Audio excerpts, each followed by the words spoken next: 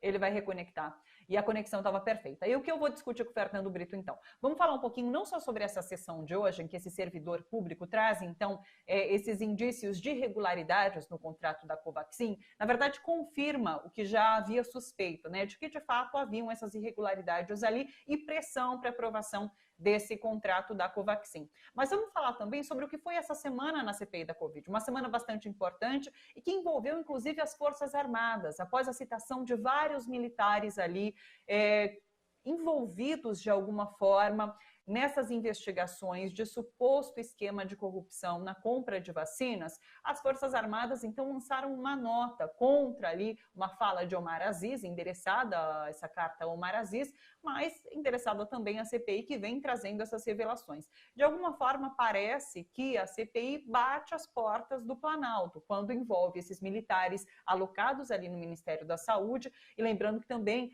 há essa rixa ali dentro do Ministério da Saúde entre militares e o próprio Centrão, através da figura do deputado Ricardo Barros, que articulava também ali indicados no Ministério da Saúde. E é sobre tudo isso que eu vou conversar com o Fernando, que acho que reconectou agora. Seu áudio está melhor, Fernando? Alguma coisa tem que ficar melhor, né, Thalita? Porque do jeito que a Achei que coisa está vai... perfeito agora. Pelo menos o áudio, né? Vamos começar por aí. Ô, Olha, Fernando. eu escrevi ontem, revi agora na escalada das suas chamadas, que coisa impressionante o que o Bolsonaro conseguiu, né? É um verdadeiro Guinness Book, é o recorde do presidente mais desqualificado por seus governados que talvez já tenha existido na história da humanidade, porque em todas as perguntas que fizeram, não há uma em que ele escape, nem naquela em que perguntam se ele é decidido ou indeciso. Tá?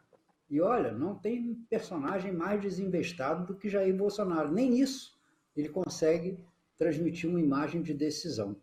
E esse é um processo, Thalita, que é muito sério, porque ele passou da desqualificação, da condenação, da conjuntura econômica, social, política que nós estamos a e se transferiu para a figura do próprio presidente. Quer dizer, o Bolsonaro, em quem havia o famoso efeito Teflon, nada grudava, rachadinhas, grosserias, escândalos de comportamento, rachadinhas dos filhos, nada estava grudando nele, e de repente essa questão das vacinas, pelo impacto que tiveram essas 500 mil, esse meio milhão de mortes no Brasil, e a desídia com que ele conduziu o processo, colaram de tal maneira nele que a desqualificação é absurda em todos os campos. E isso leva ao que diversas pesquisas, quase que uma por dia, vinham mostrando, a uma aceleração da liderança de Lula nos prognósticos eleitorais. Eu queria até corrigir um pouco a cartela que tinha na chamada do programa, né, dizendo que o Lula tem 58 contra 31 de Bolsonaro. Não é esse o número correto, porque a votação de segundo turno, as percentagens têm que ser medidas sobre os votos válidos. Então, você tem que sair da conta os 10% que dizem que vão anular o voto ou que vão votar em branco. O resultado concreto são mais de 65% em favor de Lula contra 34% e um pouquinho de Bolsonaro. Tá? Na verdade, Lula hoje talvez politicamente preferisse ser eleito em segundo turno para essa distância do Bolsonaro ficar mais expressa, mais marcante, mas ele não vai ter essa oportunidade, porque todos os resultados estão indicando que ele vence no primeiro turno com uma variação aí em torno de 52, 53, 54% nos votos que seriam dados hoje, quando são colocadas as opções eleitorais que estão postas diante dos eleitores pesquisados. Mas eu acho que isso pode mudar muito. Por quê? Eu vou explicar. A soma dos indicados pelos eleitores Lula e Bolsonaro é de 71%. Sobram 17% para toda a soma dos candidatos ditos terceira via. Ora, o eleitor, que não é dado a muitas teorias complicadas e sofisticadas, dessas que a gente vê os estudiosos dizerem na televisão que seria conveniente o Brasil não entrar mais num tempo de polarização, etc, etc. O eleitor quer resolver essa parada. O nível de rejeição do Bolsonaro induz o eleitor, que não é o militante, que não é o político de carreira, que não é o político profissional, induz o eleitor a dizer assim, não, eu vou votar no Lula para resolver logo essa parada. Então, o limite de crescimento do Lula são hoje aqueles 60% que são indicados nas votações de segundo turno. Na hora que a coisa funilar e o eleitor tiver que decidir entre dar um voto ao Lula ou arriscar a ocorrência de um segundo turno, mais um mês do Bolsonaro ameaçando com as Forças Armadas, ameaçando com a urna eletrônica que ele não aceita, mais um mês de fanáticos agredindo pessoas na rua.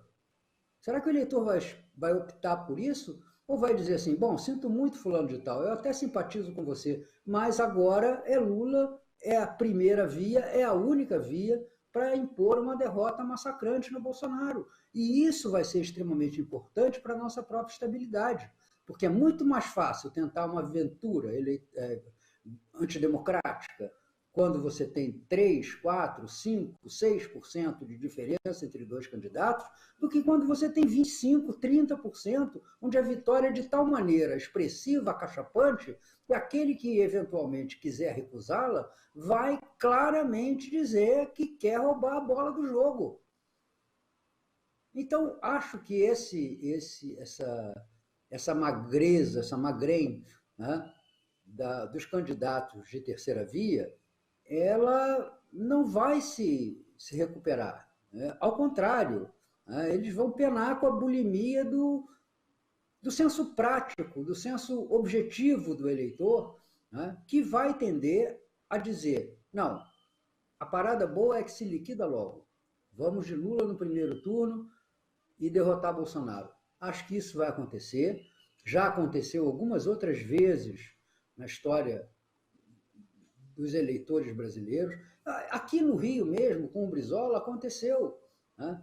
O Brizola nunca teve 63% de apoio eleitoral no Rio de Janeiro, porque o Brizola era um político polêmico, né, do qual se gostava, se não gostava, havia resistências, havia críticas, etc. Tal, muitas pessoas preferiam outros, mas houve eleições aqui no Rio que o Brizola chegou a 63%, quando, por exemplo, se tratou de derrotar o Moreira Franco. Então, aquela avalanche de votos, né, fluiu para ele em função do desejo da população em dar fim àquele que foi talvez o pior. Olha que o Rio de Janeiro é complicado nisso aí, hein? Tem muita gente disputando esse último lugar. Foi o pior governo que o Rio de Janeiro já teve. Então, eu acho que pode acontecer esse fenômeno, nós ainda estamos muito longe das eleições.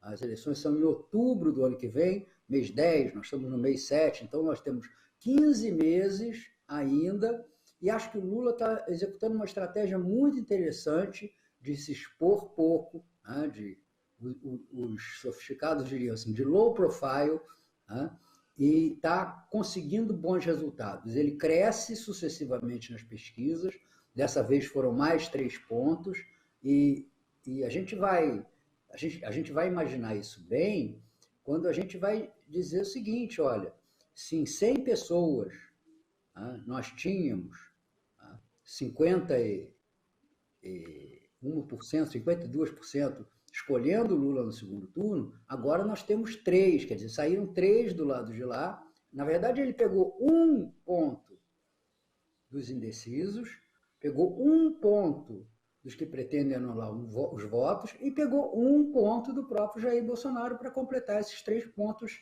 de vantagem. Agora, Bolsonaro mantém um núcleo que é resiliente, que se sustenta nessa faixa aí entre 1/4 e 1/3 da população. Tem poder, vai ter dinheiro, é só você olhar dentro lá dos recortes que a pesquisa Datafolha faz, que você vê que o único segmento, o único, inclua-se aí os evangélicos, o único segmento onde Bolsonaro consegue ser mais aprovado do que reprovado é o segmento dos empresários. A lojinha fecha, mas ele continua firme na ideia de que ela fecha porque tem muita lei, porque tem muita exigência, porque tem muita carteira profissional, porque tem muita burocracia, e a burocracia significa o roubo do Estado. Ele não consegue entender que a lojinha fecha porque o povo ficou pobre. Essa é a razão da lojinha fechar. As outras, elas sempre foram superadas quando havia uma situação de prosperidade na população.